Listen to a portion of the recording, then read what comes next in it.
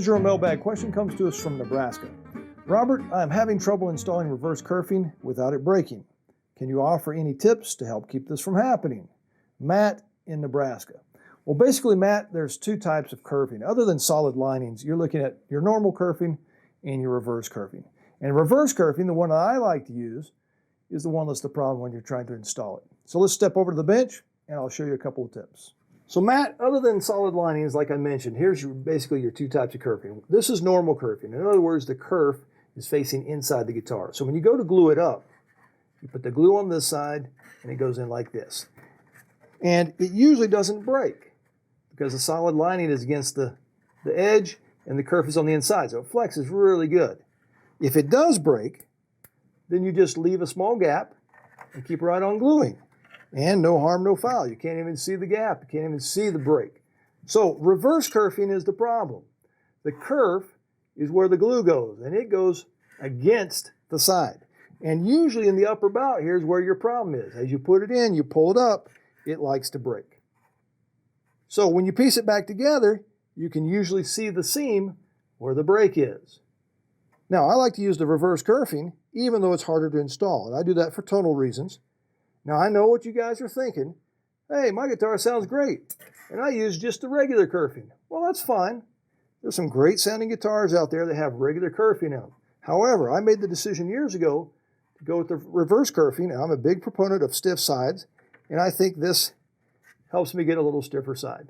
Of course, there's a lot of other things that need to go right in that guitar to make it sound good. However, this could be one of the good things to help you get a great guitar.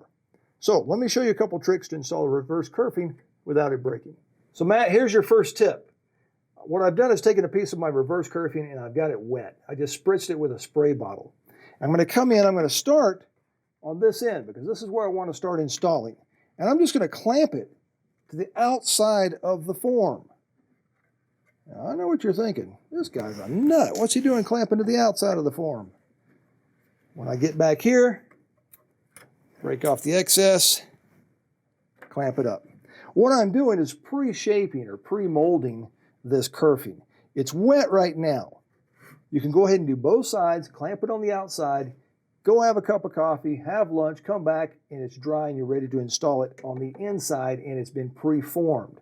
Now, if you're in a hurry like I usually am, a hairdryer or a heat gun dries this off real quick. Don't hit the rubber bands. They don't like that. So here's the other side. Let's go ahead and install it.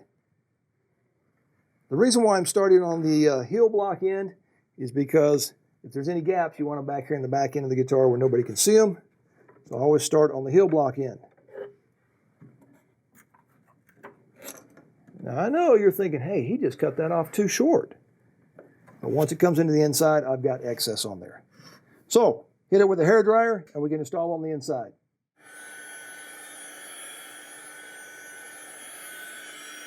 So now I've hit it with my hairdryer real quick. I can pull it off. It still will go back flat, but it's got somewhat of a memory there and the fibers have been stretched. Now I'm going to apply a little bit of glue and put it inside the rims.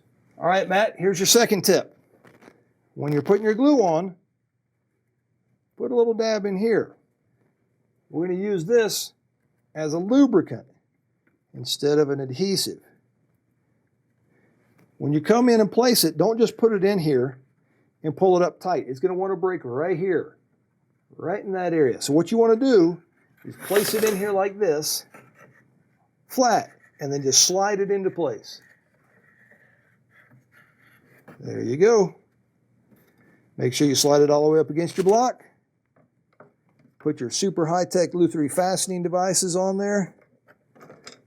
And in this area is a little tighter radius, especially on your OMs or your steel string type guitars. And so I like to put a little more horsepower in here. So I'm just going to use these clamps that have just a little bit more oomph to them. And then once you get past that area, you can go back to your regular scheduled programming, which is just the Amazon clamps. Make sure that you keep your kerfing just a skosh proud. That way you don't have to radius your side down to it. You can radius your kerfing down to your sides. I had a friend once that did that.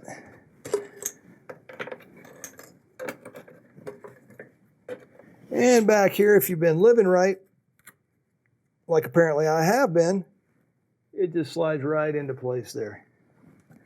Now, in order for that to happen, you need to have been driving the speed limit, paying your taxes on time. If you don't do that, it never works out just right, and you have to come in and cut that off. So there you go, Matt. Hopefully that will keep you from breaking your reverse kerfing as you install it. And if you work fast enough, you can go ahead and do the other side and the other side of the guitar as well before you have to clean out the squeeze out. And we all know that you have very little squeeze out because you didn't use much glue. So Matt in Nebraska, thank you for your question and good luck installing that kerfing. Happy building.